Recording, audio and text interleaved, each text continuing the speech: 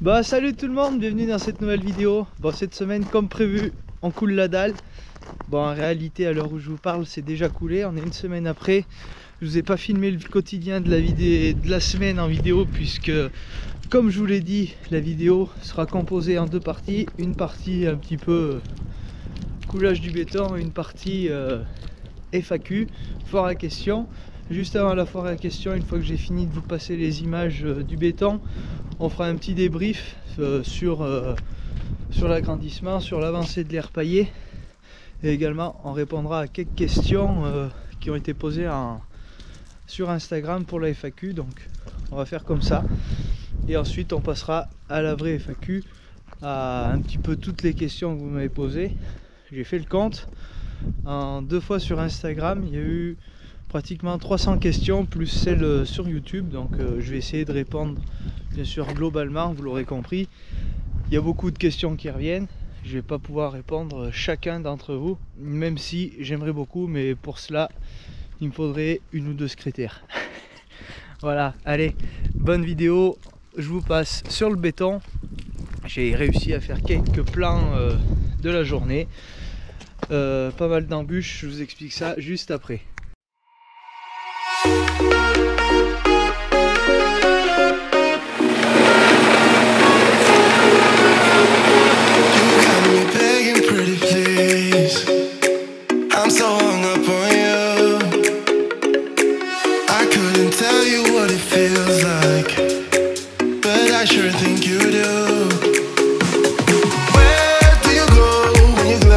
End up empty. Oh, I wanna know.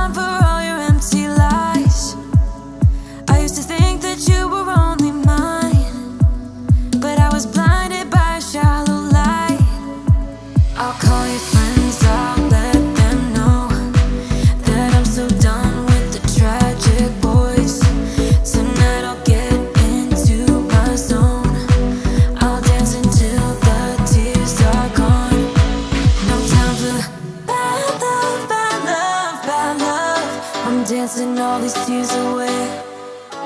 No time for bad love, bad love, bad love. I'm dancing all these fears away. Don't need you.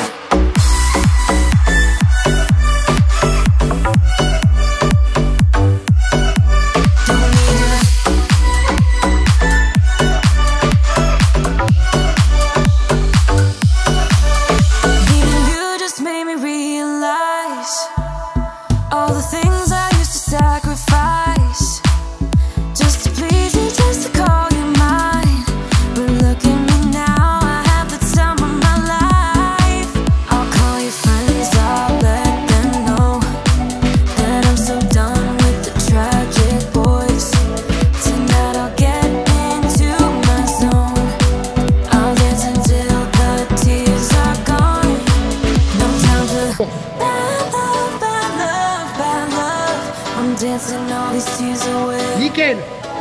No time for bad love, bad love, bad love. I'm dancing all these tears away. Et on va tenter.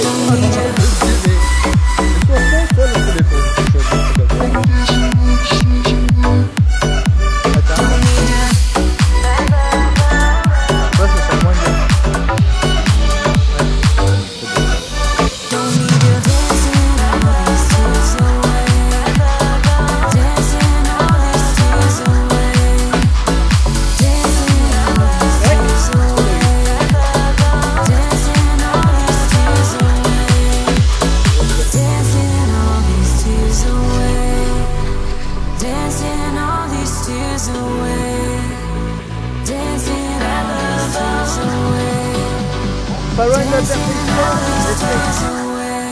No time for bad love, bad love, bad love. I'm dancing all these tears away. No time for bad love, bad love, bad love. I'm dancing all these fears away. Don't need you. Bad love, bad love, bad love. No time for bad love, bad love, bad love.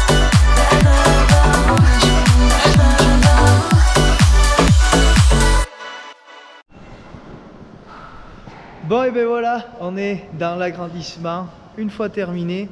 Bon, il reste 2-3 finitions à faire, quelques chevilles à mettre à cet abreuvoir.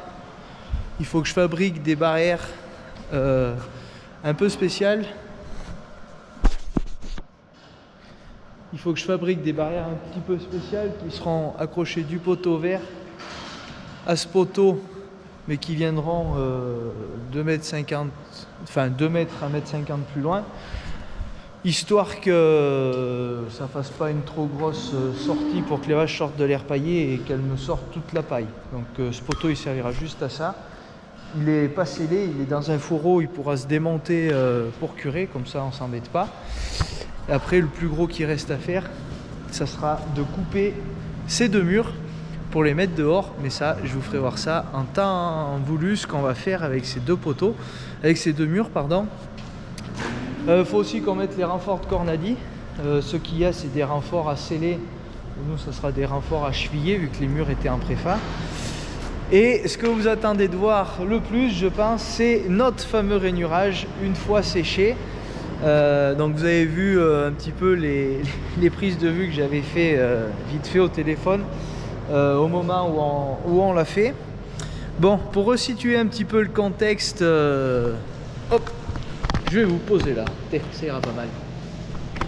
Pour resituer un peu le contexte de quand on a fini de couler, donc le ciment était hyper liquide et on savait pas trop pourquoi. Mais c'était un petit peu dur pour tenir les niveaux et tout, malgré ce qu'on peut penser, que quand c'est liquide ça se met de niveau tout seul, ça se mettait de niveau tout seul un petit peu, mais ça avait tendance un petit peu à avancer et il fallait se tenir quand même assez loin avec le niveau pour contrôler. Et du coup, on a fini de couler, on a fait 7 bonbonnes. Je vous ai pas mieux repris que ça parce que c'était vraiment la course, vous allez comprendre pourquoi après. On a fait nos 7 bonbonnes, jusque là tout allait bien. Avant midi, avant d'aller manger, petite vérification, on dit bon c'est encore trop liquide pour passer la règle vibrante, ça fait pas, on va s'embêter, la règle va s'enfoncer, etc., etc. Bon, pas mieux, on va manger, on revient pour manger, tout le fond, là-bas, tout ce qu'on avait fait en premier, on pose la règle dessus, bon déjà on arrive à y marcher dessus, on pose la règle elle vibrait dans tous les sens. Ça n'a pas été bien marrant, il a fallu rajouter, on a racheté 200 litres d'eau sur toute la partie air paillé plus le couloir d'alimentation. Donc le ciment, je pense qu'il doit y avoir des additifs dans le ciment, je ne suis pas un grand expert, je sais qu'il était traité pour tout ce qui est jus, fumier et l'acidité de l'ensilage pour le couloir d'alimentation, donc c'était du béton agricole et je pense qu'avec avec tous ces produits, eh ben, le béton il se durcit plus vite. Enfin, je pense qu'il y a une histoire comme ça. Dites-moi un peu si vous en savez mieux, mais ça a vraiment été flagrant. On est passé du super liquide avant d'aller manger à 1 heure après à pouvoir y marcher dessus quand même. Donc, heureusement, on a pu le rattraper. On a vraiment sauvé les meubles et on remercie beaucoup Gilles et Erwan qui nous ont pas lâchés.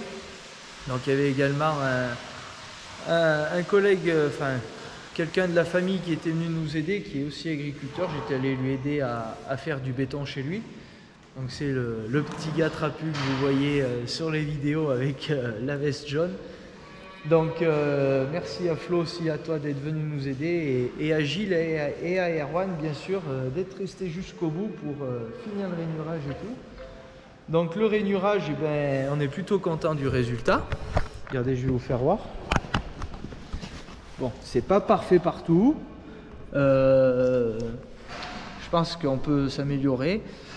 Je pense qu'on peut donner des conseils. Donc, il ne faut pas attendre que ça soit trop sec. Il ne faut pas qu'il soit non plus trop mouillé. Mais dans l'ensemble, c'est plutôt pas mal. Vous voyez, ça fait des rainures d'à peu près 1 cm de profondeur sur 1,5 de large. Donc le principe, vous l'aviez compris, on avait fait notre planche avec nos petits lits au-dessous, on a posé ça sur le béton. De base, c'était prévu de le tirer à la main et d'y mettre qu'une seule masse dessus. Ça n'a pas du tout marché, donc il fallait être 2 sur la planche et sauter, faire comme ça un peu pour faire de la vibration, pour le faire rentrer bien comme il faut dans le béton et tirer de loin avec le télescope. Donc le pari a été bien réussi. Ensuite, Gilles est revenu le lendemain avec un disque pour poncer le béton sur le dessus pour enlever vraiment tous les petits résidus de gravier, tout ça. Il l'a fait le lendemain, c'est tombé nickel, comme ça n'a pas fait de poussière, c'était vraiment top. Et voilà le résultat. Donc on a également après passé un coup de balayeuse en début de semaine, passé un coup de souffleur pour bien vider les rainures. Et ensuite, on a désactivé notre béton. Alors, désactiver le béton, là, tu vas me dire, qu'est-ce qu'il veut dire par désactiver le béton? Donc, désacidifier le béton plutôt. Donc, le béton a un pH acide et c'est pas bon pour les pieds. Il faut quelque chose de neutre. Donc, on a rajouté du vinaigre blanc sur la surface du béton. Donc, le vinaigre blanc qui a une propriété basique. Enfin, il y a une histoire de basique et d'acide, et je ne sais plus si c'est le béton qui est acide ou basique. Enfin, bref, vous avez compris. On a passé du vinaigre blanc pour faire quelque chose de neutre sur notre béton. Donc voilà. Après, cet après-midi, on a fixé cette barrière, on a fixé l'abreuvoir. Et puis voilà, on a bricolé un petit peu à droite et à gauche. Tout doucement, ça se termine. Et d'ici la semaine prochaine, vous verrez les vaches dans l'air paillé, normalement, si tout se passe bien. Bon, maintenant on va passer à la partie FAQ. Donc là, j'ai eu à peu près 300 questions à peu près. Et on va répondre globalement, parce que c'est compliqué de répondre à tout le monde, vous vous en doutez bien. Donc, je vais passer dans le couloir pour que vous ayez une vue un petit peu globale du bâtiment, et histoire que je vous explique un petit peu mieux. Bon, je ne prends pas le téléphone tout de suite, j'ai à peu près mes questions en tête, celles qui sont revenues le plus souvent. Donc, comme vous le voyez, le bâtiment, il est composé, j'ai envie de dire, en 3 parties. Donc, il y aura la partie paille, la partie traite, la partie logette. Alors, la grosse question, c'est pourquoi de l'air paillé et des logettes. Pourquoi pas tout des logettes? Pourquoi pas tout de l'air paillé? En élevage laitier, on a de la part de l'expérience de mon père et mon oncle, et même d'un peu tout ce de tous les échos et de tout ce qu'on a pu prendre un peu autour de chez nous avant de faire le bâtiment, on s'était bien rendu compte que l'air paillé était indispensable pour sauvegarder des vaches, pour faire vieillir les vaches, de par le confort de l'air paillé. C'est beaucoup plus confortable la paille. Et donc, c'est pour ça qu'à l'époque, il y a 5 ans, quand on avait fait le bâtiment, on avait fait une aire paillée, donc 2 travées, 10 mètres en tout. Au début, il y avait une barrière au milieu, 7 vaches qu'on traisait sur paille, 7 vaches qui étaient en prépa-vélage. Suite à mon installation et à l'augmentation de production, là, vous voyez, les 14 vaches qu'il y a, c'est que des vaches à traire. On ne fait plus de vélage ici, tous les vélages se passent en bas. C'est pour ça qu'on a refait une extension de bâtiment. Donc là, je réponds un peu à pourquoi cette organisation dans le bâtiment et pourquoi on rallonge le bâtiment. Donc suite à mon installation, on a eu des droits pour produire un petit peu plus. Et puis du fait qu'on soit 3, et ben voilà, ça permettait d'augmenter un petit peu la production. Par contre, je vous avoue, niveau culture et tout, pour faire les stocks fourrage, on est vraiment au taquet du taquet du taquet. Donc là, voilà, quand tout ça sera plein, on ne peut pas faire plus. On est vraiment au bout, niveau chargement, niveau bouffe, puis même niveau main d'œuvre et tout. Après, ça commence à charger. Donc 2 travées de nouveau pour les vaches sur la paille, donc pour traire, 14 vaches, ça fait un multiple pour la salle de traite, et le petit box de vélage là-bas au fond pour éviter trop d'aller-retour avec la bétaillère. Voilà, donc ensuite la partie logette, donc là-bas au fond c'est logette cul à cul comme vous le savez, fumier sur logette, couloir de logette je veux dire sur fumier, couloir derrière cornadille sur lisier. Donc ça permet de travailler avec du lisier et du fumier, et c'est plutôt pas plus mal pour tout ce qui est assolement et tout. Au printemps on aime beaucoup le lisier pour mettre sur les prairies, et le fumier pour tout ce qui est préparation de terre à maïs, préparation avant prairie. Enfin, on a vraiment le choix de l'embarras, j'ai envie de vous dire, de travailler avec du fumier ou du lisier. Bon allez, je vais aller me mettre un petit peu à la lumière. Je vais prendre mon téléphone maintenant. J'ai répondu à 2-3 questions déjà. Et donc ensuite, le principe de l'air paillé, enfin, pour faire les vélages, le petit box de vélage, c'est qu'on puisse surveiller nos vélages du canapé quand on est à la maison, avec la caméra Visionote Doumax qui vous avait été déjà présentée. Vous voyez, en plus elle s'allume juste au moment où je vous parle. Ça doit être mon oncle qui me regarde. Donc ça permettra, voilà, de surveiller les vélages. Elle est un petit peu loin, elle est à 25-30 mètres à peu près du box de vélage, mais elle a un zoom qui permet vraiment de s'approcher de la vache. Et ce que j'aime bien avec cette caméra en plus, c'est qu'elle ne fait pas d'interférence Wi-Fi dans le bâtiment. Ça, c'est vraiment important pour le bien-être des animaux. C'est tout passé par fil et tout, enfin, c'est vraiment un joli produit, mais je vous en reparlerai quand les vélages se feront ici. Bon, allez, je prends mon téléphone. Alors on va commencer par quoi? Je vais commencer déjà par redonner mon âge. Donc je vais avoir 25 ans au mois de mai 2024. En formation, j'avais fait un BTS Axe. Avant, j'avais fait un bac pro CGEA en continu. BTS Axe en alternance sur la ferme, CS lait sur la ferme en alternance, CS mécanique sur la ferme en alternance. Donc pourquoi le choix de l'alternance sur la ferme? Tout simplement parce que je voulais voir déjà si je voulais vraiment m'installer. Venir les week-ends sur la ferme et y travailler toute la semaine avec mon père et mon oncle sont 2 choses différentes. Et je voulais bien voir si déjà tous les 3 ça passait, si tous les 3 on s'entendait. Et voilà, ça s'est fait comme ça. Je ne regrette pas, j'ai pu faire des stages sur d'autres exploitations pour voir si ça me plaisait, quoi, si je voulais voir autre chose ou pas. Ça m'a permis même de réfléchir sur le choix du mode de traite des stages, je vous en reparlerai plus tard. Et en parlant de mon père et mon oncle, la grosse question qui revient, c'est qu'est-ce que tu vas faire quand ton père et ton oncle seront à la retraite? Bon, déjà, pour vous répondre, très franchement, tout de suite, la question ne se pose pas. Mon père en a encore pour 14 ans, donc il y a le temps de le voir venir. Il y a le temps de préparer l'avenir. On ne prépare pas un départ à retraite 14 ans à l'avance.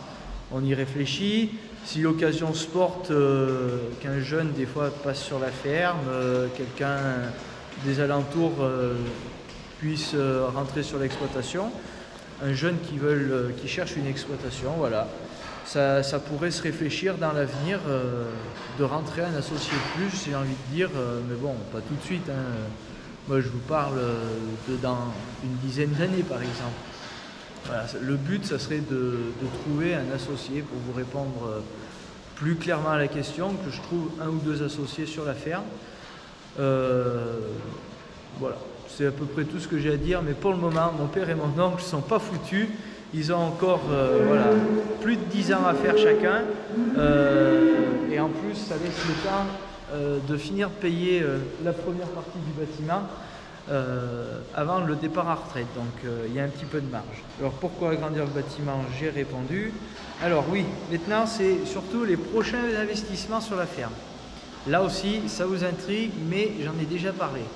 Bon, en gros projet, je pense qu'on y a déjà fait mal. Le bâtiment, les 2 tracteurs il y a 3 ans, cette année la mélangeuse, groupe de Foch, voilà. Donc certes il y a eu beaucoup d'investissements qui ont été faits sur la ferme, mais c'est le roulement qui veut que ça soit fait comme ça. Et le dernier gros investissement qui reste quand même, il n'est pas négligeable, c'est celui qui concerne mon installation. Donc il y a déjà l'extension du bâtiment laitier, mais il y a aussi la construction du bâtiment stockage-fourrage qui va être réalisé. Ben là, dès que la météo va pouvoir le permettre, je disais on attend d'avoir des grosses gelées pour pouvoir aller récupérer en fait un tas de pierres dans une parcelle qui nous permettra de faire le terrassement du bâtiment. Donc voilà un petit peu le gros projet. Et après en investissement, ben, ce qu'on aimerait faire, j'avais eu la question du panneau solaire sur le bâtiment laitier qui a quand même une assez bonne exposition pour les connaisseurs. Pareil, ça on préfère pas trop s'aventurer là-dedans, de mettre du panneau solaire sur les vaches laitières dû aux ondes que ça peut provoquer. On a un système qui fonctionne bien, on a des vaches qui viennent bien en chaleur, on a des animaux en bonne santé, on peut le dire, et on ne voudrait pas que quelque chose vienne perturber avec des ondes ou des interférences, surtout avec la charpente métallique, et qui viendraient perturber un petit peu le quotidien de nos vaches et nos façons de travailler. Si des fois les vaches ne venaient plus en chaleur, et ben, une vache qui ne refait pas de veau, vous le savez tous, c'est une vache qui produira plus de lait, une vache qui n'est pas rentable. Donc non, pas de panneau solaire pour le moment, enfin pas du tout sur le bâtiment laitier. Sur l'hangar stockage, à réfléchir pour le moment. Sur le permis de construire, c'était marqué couverture en bac acier. Et les subventions n'étaient pas prévues pour mettre du panneau solaire, les subventions pour le bâtiment. Donc non, pas de bâtiment solaire pour le moment. On est en train de réfléchir à autre chose, mais je vous en parlerai au moment venu si ça se réalise. Mais pour le moment, il n'y a rien de sûr, donc je ne vous en dis pas plus. Mais ça serait pour produire de l'énergie et c'est pas une méthanisation. Voilà, ni une éolienne, je vous laisse réfléchir. Donc voilà, un projet, et tant qu'on est dans les projets, il y en a beaucoup qui me demandent si un petit peu la crise qu'on connaît, les changements actuels, un petit peu de géopolitique, j'ai envie de dire, nous font réfléchir et nous font travailler différemment. Ben, vous en avez eu l'exemple très concret la semaine dernière. Vous saviez, on avait un roulement de renouvellement télescopique tous les 2 ans, environ 2000 heures. Et ben là, cette année, ça devait être le renouvellement habituel de 2 ans. Donc là, on a reporté pour 2 ans et là, on va faire un changement maintenant tous les 4 ans. Malheureusement, on a eu les faucheuses qu'il a fallu changer 2 fois parce que le matériel ne correspondait pas à nos attentes. Donc là, pour le coup, eh ben, On a fait un peu le forcing, mais c'est fait pour quelques années également. Et après, tout ce qui est achat de matières premières, achat d'aliments, achat d'engrais, ben, vous savez, on travaille tout en gros volume, que ce soit le tourteau soja, colza et l'acribion de maïs. On travaille en gros volume, ça nous permet forcément d'avoir des tarifs plus avantageux, de renégocier les contrats longtemps à l'avance et de bloquer des prix et de prendre des décisions au bon moment. Voilà un petit peu la stratégie d'exploitation sur tout ce qui est achat des intrants et pour le matériel, voilà, comme je vous le dis, le télescopique, et faire l'impasse sur un, changer des pneus, voilà. Et le Farmal aussi, vous êtes nombreux à poser la question, ça me fait penser tant qu'on est dans le matériel. Pour le moment il va, pour le moment il tient le choc. À voir quand il y aura plus de vaches, comment il se comporte avec la mélangeuse. Pour le moment ça va pas trop mal, il fait le job, hein, comme on dit. Il s'en sort, voilà. Tant mieux, j'ai envie de vous dire, parce que bon, racheter un tracteur, pour vous donner un ordre d'idée, le 530 que j'avais essayé courant de l'été, c'est à peu près le prix que ça vaut, il vaut à peu près le prix que valait l'Action il y a 3 ans quand on l'avait acheté. Bon, c'était un tracteur démo, mais ça fait rien. Voilà. Alors si c'est pas indiscret, question de Vincent, combien réalisez-vous de litres de lait par an? Alors on a une référence de 1 200 000 litres, grosso modo, avec mon installation. On ne les a pas encore réalisés vu que derrière moi c'est vide. Avez-vous des projets d'agrandissement de surface? La surface, moi je suis pas devin, hein. Tant qu'il n'y a pas de terre qui se libère, forcément on ne peut pas en reprendre. Mais voilà, après on ne court pas après la surface, parce que courir après la surface, c'est courir un petit peu après le travail. Et en parlant d'organisation de travail, j'avais vu, il y avait une question qui me demandait comment s'organiser. Donc on est 3 associés, Erwan, Anita. Et nous, on a une philosophie, voilà, on aime bien profiter aussi à côté, pas toujours être à fond dans le boulot.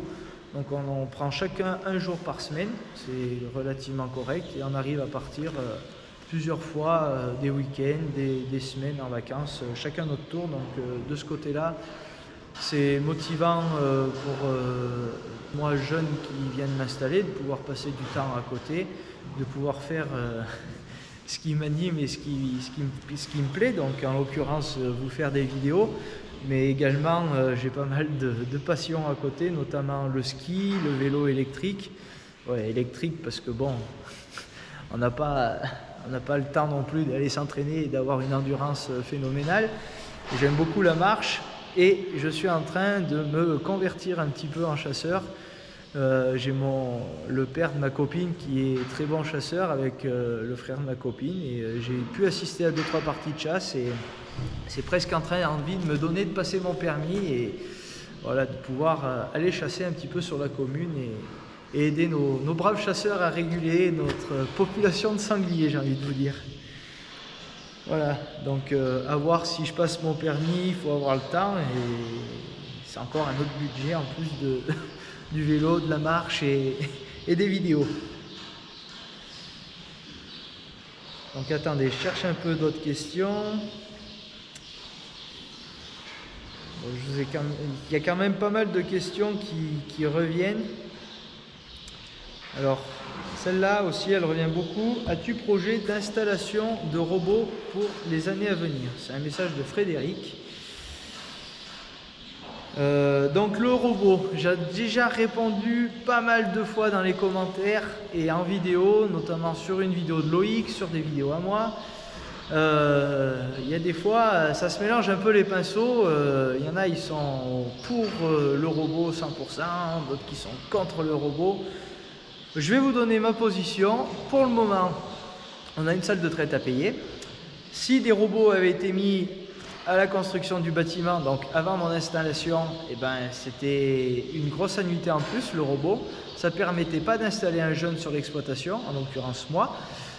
Sachant qu'on est 3 associés à traire, donc on fait des roulements comme ça à 3. C'est quand même un sacré avantage de passer qu'une seule fois dans la salle de traite plutôt que 2 fois quand on est tout seul. Donc il y a aussi ça qui compte. Et il y a après l'aspect un petit peu, j'ai envie de dire, pas pénibilité, mais l'aspect d'être tout le temps, ou pas tout le temps, mais d'être appelé la nuit pour venir voir un tuyau débranché, une vache qui reste coincée dans le box.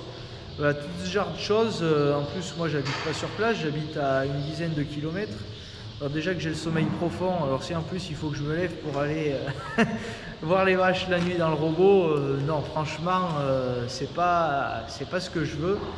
Et d'autant plus qu'on a on avait préféré automatiser d'autres tâches comme le repousse-fourrage, les racleurs. Là, on vient de mettre les détecteurs de chaleur Sensub. Vous aviez pu le voir plusieurs fois ça aussi dans les vidéos.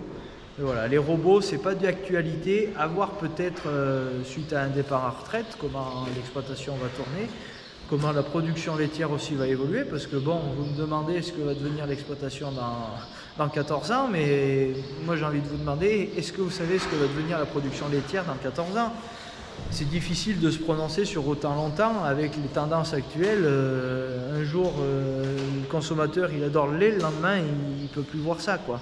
Donc c'est difficile de se prononcer comme ça à l'avance, vous comprenez bien, et je pense que c'est pareil aussi pour chez vous sur vos exploitations.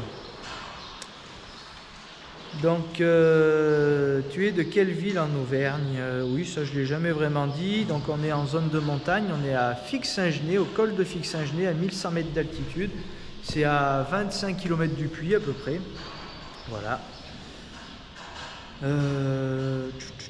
Il y a des questions après qui concernent les tracteurs, mais c'est pas ce que je préfère vous répondre, parce que les tracteurs, des fois j'aime bien donner mon avis quand j'y suis dedans, et je pense qu'en piochant un peu dans les vidéos, vous pouvez vous faire un peu votre avis sur les deux classes qu'on a sur la ferme. Je viens d'avoir passé une. Alors on va parler un petit peu génétique. Génétique du troupeau et critères de sélection, ça en intéresse quelques-uns. Donc on travaille en 2 races. Ça se voit pas dans le troupeau. Ouais, 2 races. On travaille une grosse partie en Montbéliard, et depuis que je me suis installé, je commence à mettre du Red-Holstein. Donc déjà pour améliorer le niveau génétique, améliorer le niveau de production, c'est important. Une vache qui produit 10 000 ne mangera pas forcément plus qu'une qui produit 8 000. Donc en ayant des vaches qui produisent plus, et bien, ça permet d'avoir moins de vaches et du coup de devoir faire un petit peu moins de bouffe. Je vois un petit peu les choses comme ça. Puis c'est toujours plus agréable de traire une vache qui produit plus de lait qu'une qui en produit moins. Je parle pour ma part. Et ensuite, la Red-Holstein, eh ben, ça permet quand même de pas mal améliorer l'aspect pâte. La Montbéliarde, elle n'est pas réputée pour avoir des très très très bonnes pâtes. Même si je vous l'accorde, vous êtes nombreux à me le dire, il faudrait que les vaches sortent, mais c'est du travail en plus, c'est du temps en plus, c'est toute une réorganisation, et pour au final avoir une production en dessous et pas forcément gagner grand chose, je pense, sur le confort des animaux, si ce n'est de les faire marcher sur des gravillons, parce qu'il faudrait faire tout un parcours goudronné ou quoi pour qu'elles aillent au pâturage. Et franchement, c'est du boulot, et j'ai en plus vu des exploitations en stage qui faisaient du libre accès au pâturage.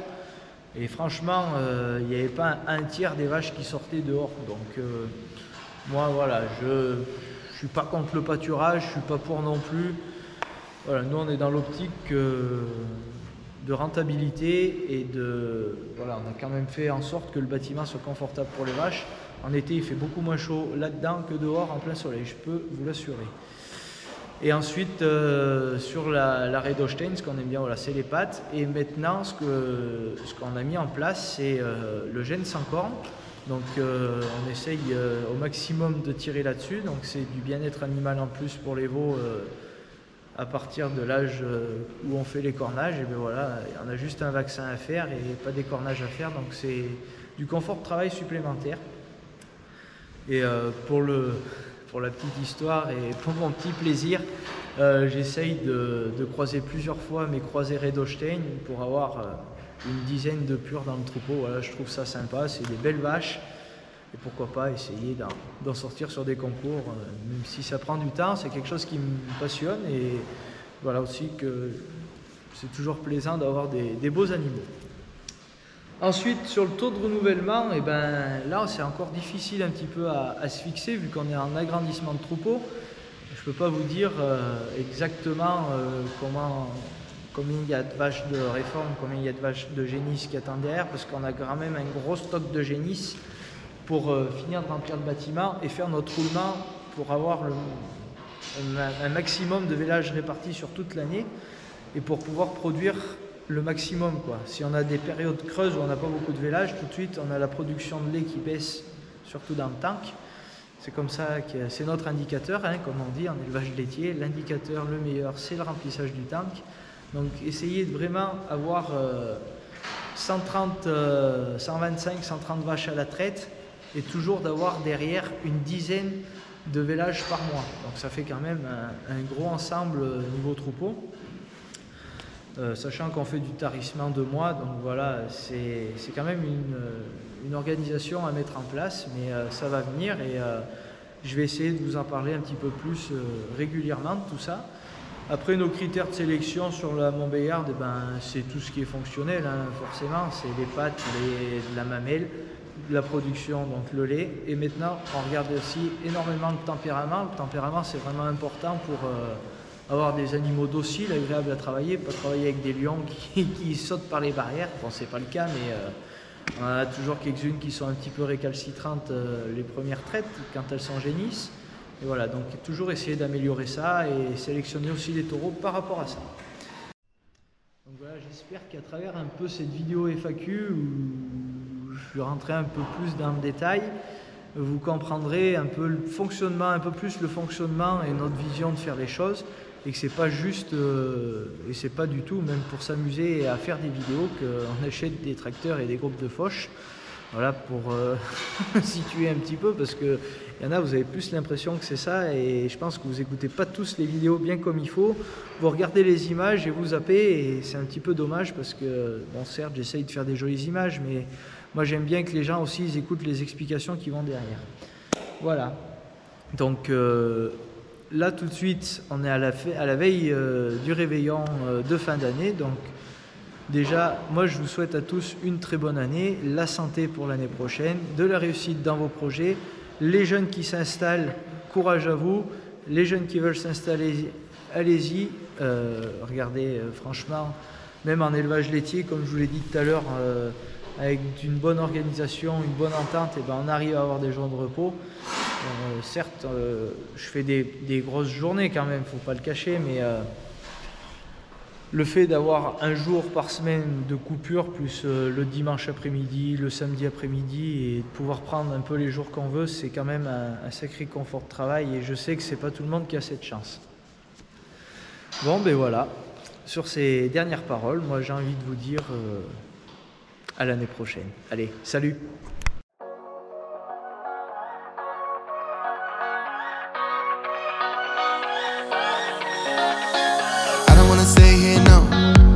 Gonna keep it low now. If you wanna go, let's go.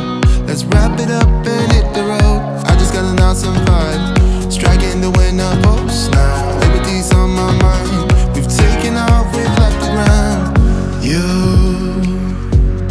gotta understand that we get one chance, one chance. You will never regret the things that we'll do. 'Cause